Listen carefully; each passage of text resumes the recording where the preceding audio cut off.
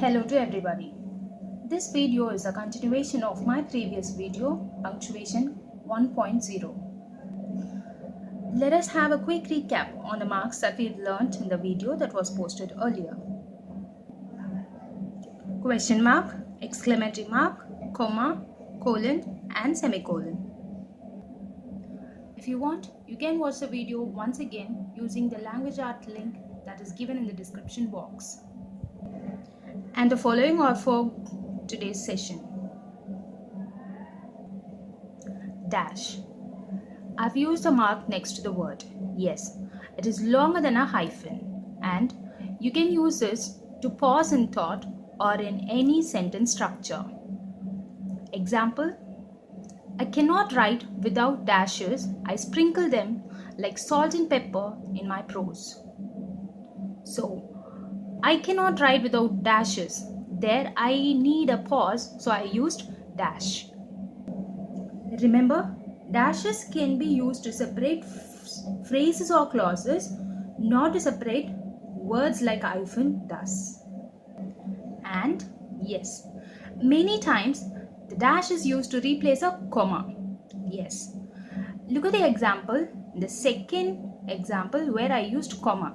My mother, comma, college professor, comma, encouraged me to take my math classes. Yes. Wherever I used comma, I can replace it with dash.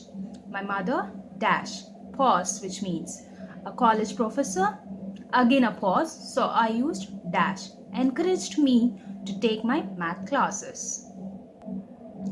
The next one is brackets. Yes, it includes optional information. You don't have much time left to complete the worksheet. Only 10 minutes.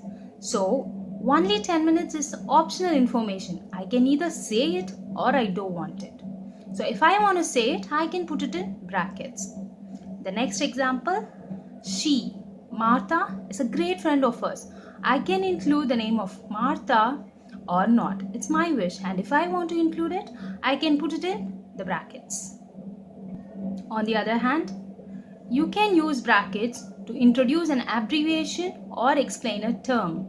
Example, at this time of year, many people suffer from COVID-19, and we know it is coronavirus, and that is given in brackets. Now, how to punctuate bracket means where to use.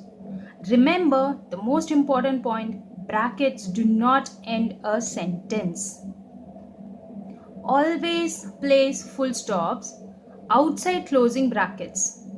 I did in example. You don't have much time left to complete the worksheet, and I've used bracket, and after that only I've used full stop, and that's how you must use bracket. Bracket should be inside periods.